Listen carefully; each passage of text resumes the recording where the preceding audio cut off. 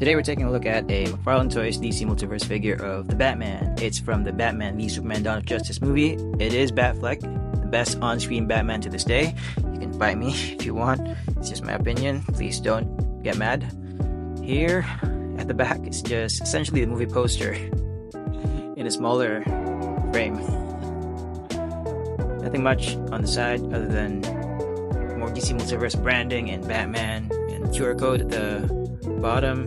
Well, not exactly the bottom, on the lower portion of the left side of the box. And then Google Play App Store. By the way, this copy actually has a modified neck. I just borrowed this from a friend to review, so this may actually look different than what you have or than what you're getting if you're planning to pick it up. But yeah, he fixed the neck because as far as I'm concerned, as far as I know, originally it comes with a longer neck or something to that effect. Okay, now that we got the figure out of the box, let's first focus on the aesthetics. Starting off with the head sculpt, which I think deserves some underscoring because they really captured the likeness of Ben Affleck here. Even got the cleft chin going on. On camera it's quite subtle, but in person it's obvious and I like it. It's an insane amount of attention to detail, and it's quite a Bruce Wayne thing really.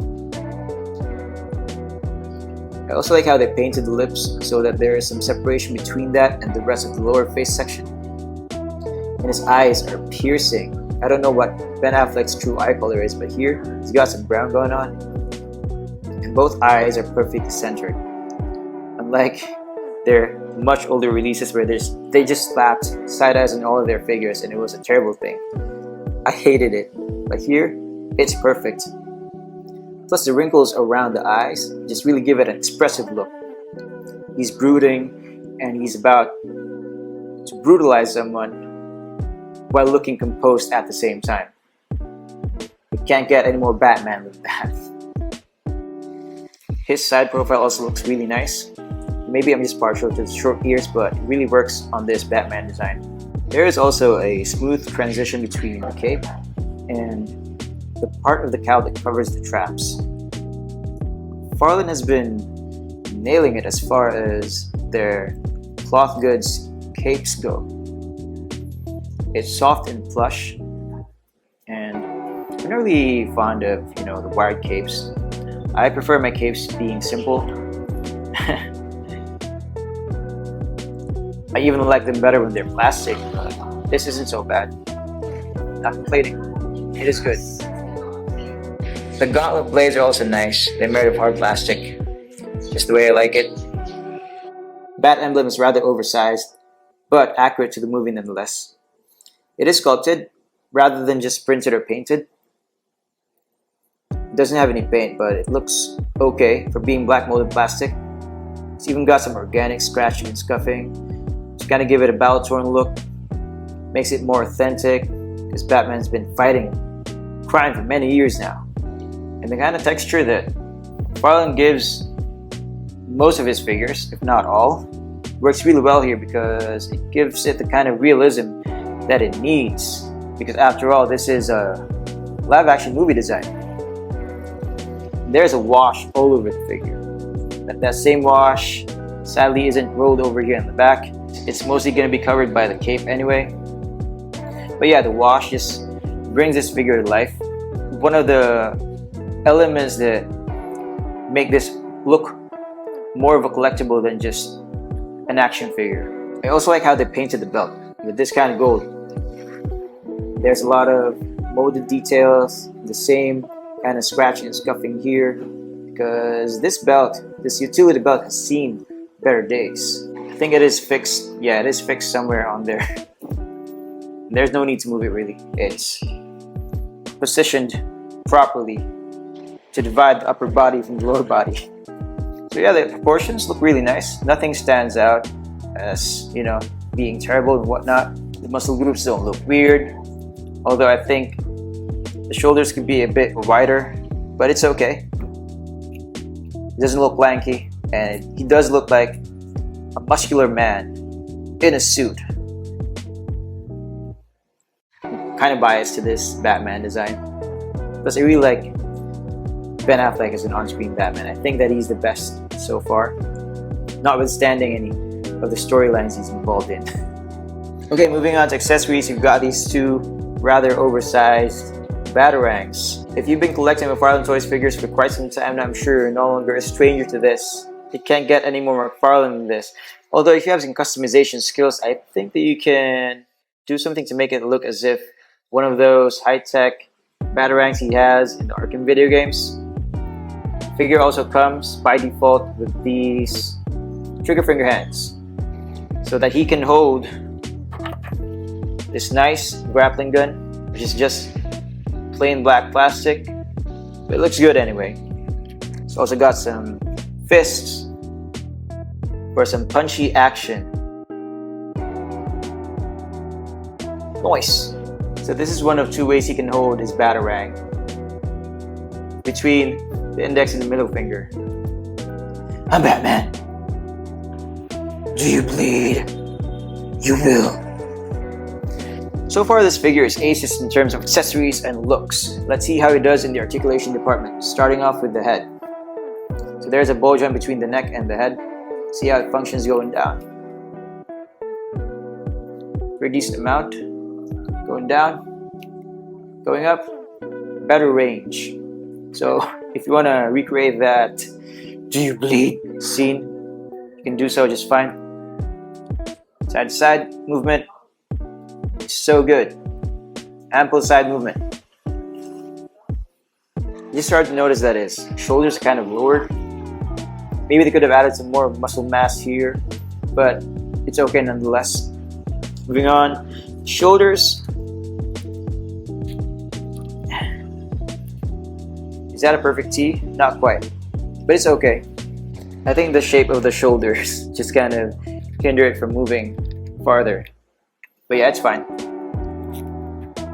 Arms can go all around. Then there's a bicep swivel. Perfect. This is what I don't like about McFarlane figures. When you utilize the double jointed elbows, it's just way too cavernous between the joints. They could easily fix that, but to this day, they haven't. Why, McFarlane? Normally, we don't get so much in the way of upper torso movement going forward, but now, you get lots of that here. But not so much at the waist joint, which is odd.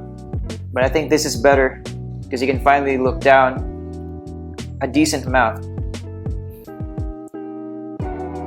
Perfect. Going back, as per usual, even better. The utility belt really stands out. I like it. It just pops. The legs can go all the way out. No problem. Full splits. This is where we're gonna run into an issue because the way they cut the diaper, as per usual, is done so in a way that hinders the thighs from moving forward. You're gonna stress it out, and it's not gonna look good over time. I prefer more range going up, like a true high kick. For the knees, double jointed. Let's use the top joint first, and then the lower joint next. You kick his utility belt. Whoa, way above his ass. And I think that this is, so far, their worst knee joint. They normally do better in the knees than in the elbows, but now it's just equally horrible. It's just way too cavernous. I don't like it. It functions really well, but it sacrifices the look of the figure, which is sad, seeing as this is actually one of their best looking Batman so far. As per usual, we don't get a cut in the boot, so there's no movement there. Here, on the ankles, it's ratcheted. It goes all the way back nicely. Goes all the way forward, just as good. And then you get an ankle rocker. Of course we do. That looks great. That functions well. and it looks okay. And he's got some standard McFarlane Toys toe joint, which is done well here because of the placement of the pin, and the stiffness makes it rather useful and functional. It will serve its purpose just fine. For a McFarlane figure, it's actually quite easy to stand him up. Here he is right next to Soundwave, made by Hasbro. We also have a DC Essentials Batman, I believe. It's the Rebirth design. Similar scale, different in terms of proportions, but both look equally good, in my opinion. That is a beautiful figure, wow. The sculpted details, the proportions, and the wash just really give it like an elevated look compared to other McFarlane figures. And here he is standing beside my favorite Scarlet Spider figure made by Mafex. So that's 6 inches, this is 7 inches, this is almost 7 inches. Great lineup! I think that they really knocked it out of the park this time around. They just packed in a lot of details to really make this look like a collectible rather than a toy. All the texture, all the molded details, all the paint where it is applied, and that head sculpt perfectly captures the essence of Batfleck from the movie BVS. And if you're looking for a somewhat budget-friendly figure of Batfleck, this is the way to go. Although it's kind of sad that they kind of spiraled down in some places where they could have improved upon, such as the knees. They made it as worse as they usually do the elbows. I can't for the life of me understand why they haven't figured that out. Maybe they just didn't bother trying to fix it in the first place, because it's been years now that they've been releasing DC Multiverse figures. They had more than enough time to tweak that and make it better, but they haven't. I'm not expecting them to fix that anytime soon, because obviously they've been ignoring that. He's pretty fun to handle. Unlike most McFarlane figures, I had fun posing him around. So yeah, highly recommended. You can find him at a good price. Go for it. I mean, he's a pretty recent release, but I don't know. McFarlane does this weird thing where when it comes to highly sought after figures, they kind of limit the distribution wherever you are in the world.